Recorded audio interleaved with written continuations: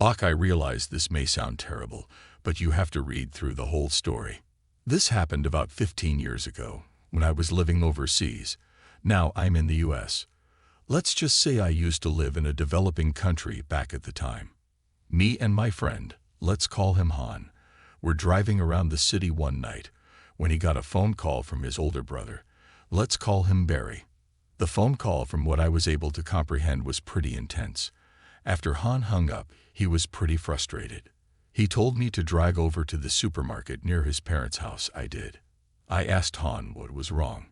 He said it looks like Barry has gotten into a fight and that he needs our help. I told them let's go see what's going on.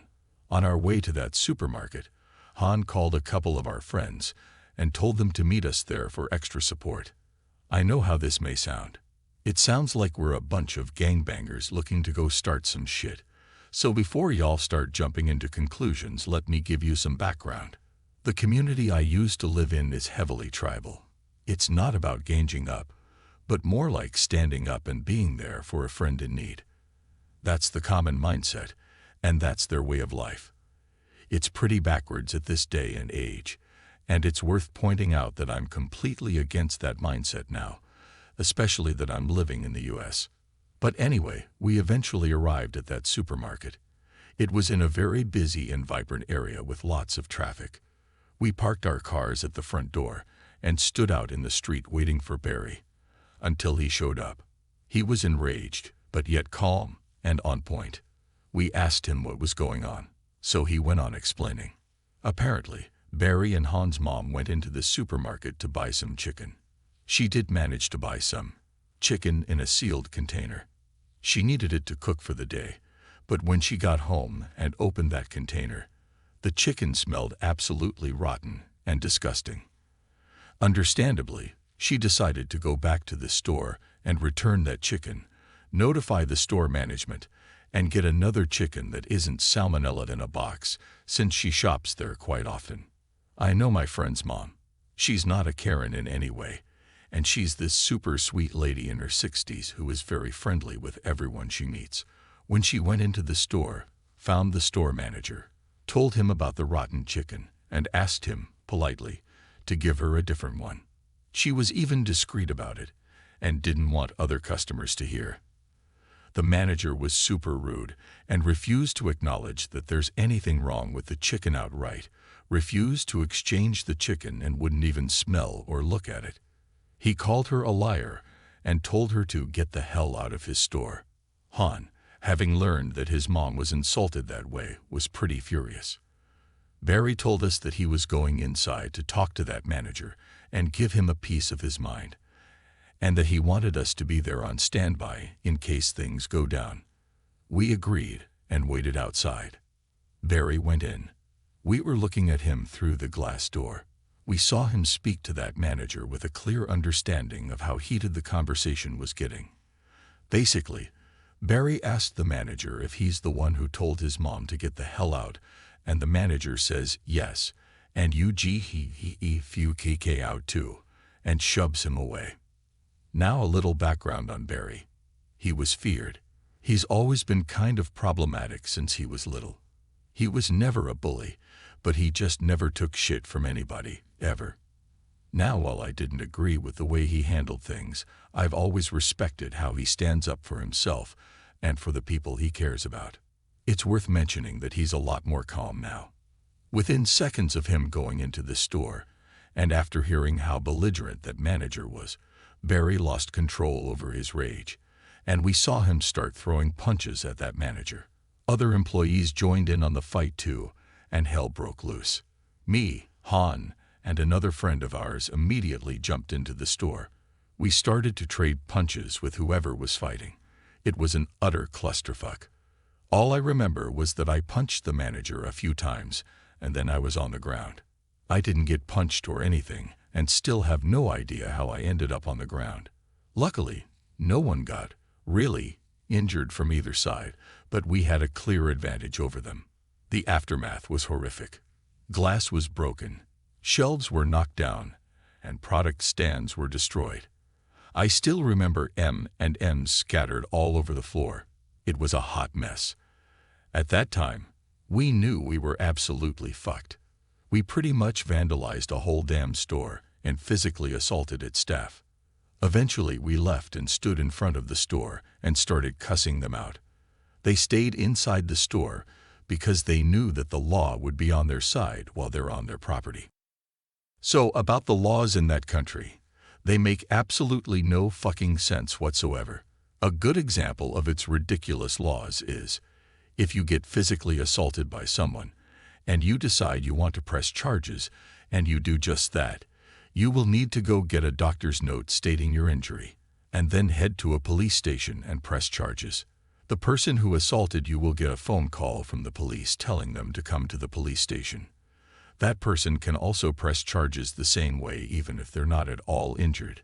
If both parties have pressed charges, both parties will go to jail awaiting trial, unless bailed out. It's also worth mentioning that obtaining a forged doctor's note in that country is easier than buying a tub of sour cream. Fact. That said, we knew that we better hurry up and press charges. We got to the police station before the supermarket staff and filed a complaint against them. They eventually arrived like 15 minutes later to do the same thing. It was the asshole manager and another guy that was in the fight too. At the police station, it was a shock to me how nicely we were being treated by officers and how shitty they treated the supermarket staff. Like, what the fuck is going on? Shouldn't we be in handcuffs right now? What I didn't know was this. While we were standing out the door cussing those guys out after the fight, Barry disappeared. He did meet us at the police station, but we didn't know what he was doing after the fight was over.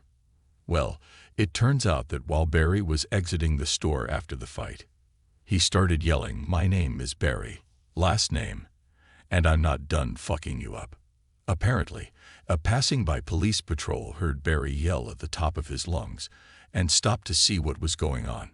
Out of sheer coincidence, one of the patrolling officers turned out to be a distant cousin of Barry. It's a small country, and he recognized his name while he was shouting it.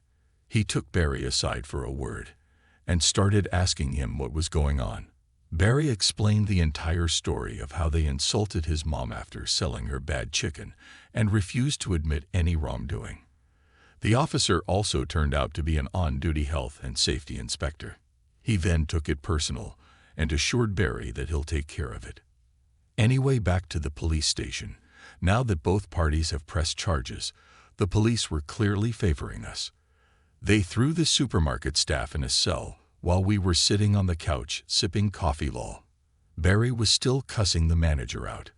Eventually, we reached an agreement to drop all charges, and we all went our way. Now, the real revenge.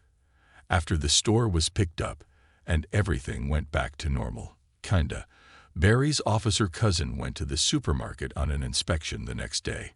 Do you see where this is going? Yup, he found tons and tons of badly stored meat of all kinds that was completely inedible and could potentially be life-threatening.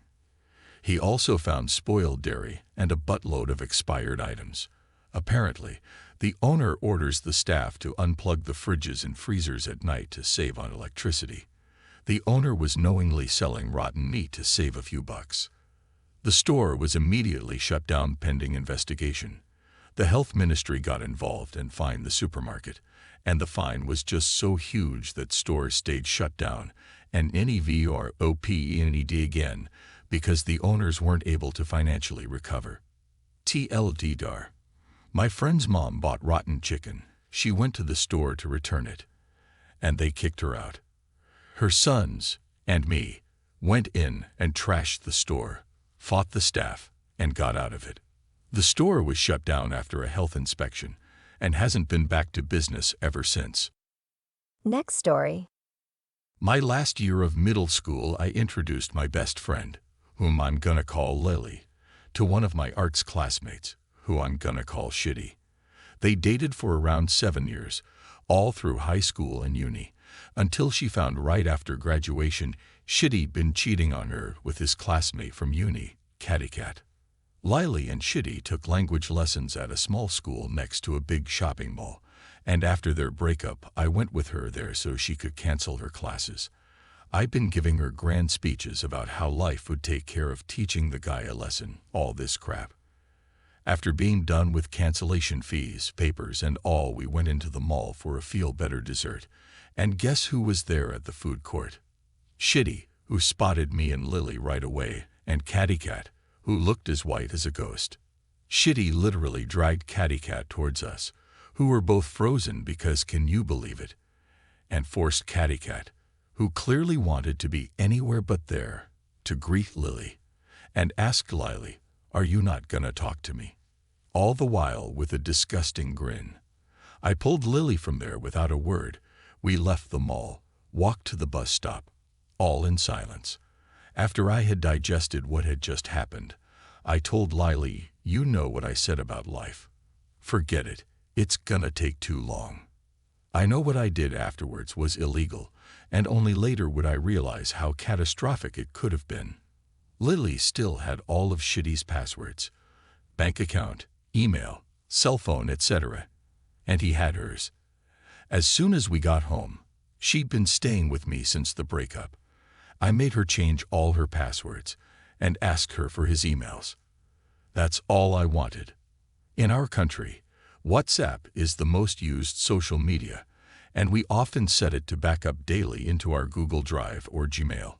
Shitty had his backup on Gmail.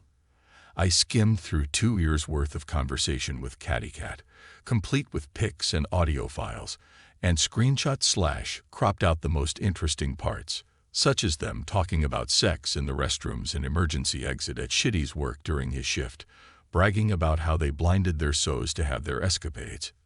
Turns out Catty Cat was NARRAT. Now I was going to send the clippings of doom to Shitty's family. He was their golden boy. But I got a better idea after learning how bad they had fucked up. So I tracked down Shitty's boss on LinkedIn, got his work email, found Catty Cat's husband on FB, and using a throwaway account, sent them the bomb. Heard through the grapevine, Shitty got fired, but cried, literally, for a second chance, and was on probation at work. One more fuck up and bye-bye. Not the outcome that I wanted, but meh.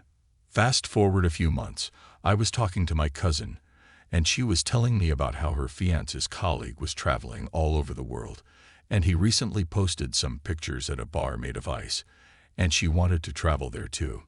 She showed me the picture the guy had posted. Lo and behold, traveling colleague was Catty Cat's ex-husband, Rick. I asked her how she knew Rick, and she told me he was her fiance's friend and work colleague. I didn't tell her about my shenanigans, only said Rick's ex-wife and my best friend's ex had cheated on her, and inconspicuously. I hope. Asked my cousin how Rick was, how it must have been a sad breakup for him, and did she hispile the TA. So, Catty Cat had introduced Rick to Shitty during her graduation ceremony a few weeks before I sent the bomb, saying, "Look, this is the friend who helped me with my graduation project." Rick had allowed Shitty and Catty Cat to use his computer at home for said project. Turns out they were fucking on his bed while he was working his ass off to pay for her sorry one, and she made him shake hands with her lover. Rick was a programmer, Catty Cat was from the countryside, and she'd been living in the city with him for a few years. Rick had an awesome salary. He paid for everything so Catty Cat could focus on uni. But one day, he received some evidence his wife was cheating on him with the guy he'd shaken hands, the same guy he allowed to use his computer in his house to help his wife do her graduation project. Rick got her graduation dress, set it on fire, shoved her into the car, drove all the way to her family's home in the countryside, reportedly, dragged her into her parents' house by the hair, made her kneel and tell her mother and father what she'd been doing. Her father was so distressed, he had a minor stroke, and her mother kicked her out and cut her off from the family. As far as I know, last I checked was 5 years ago. They were still NC. Rick threw her out of his house. She moved in with Shitty's family, and Rick, now with his salary bitch-free, was living la vida loca going to ice bars in neighboring countries, and I was desperate. Had Rick been 1% madder, he could have burned her along with the dress.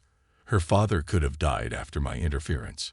I didn't calculate how Rick could react at all. I called Lily, told her all about it, lost my sleep over it for weeks, even considered confessing to what I did. Lily asked me to let it go.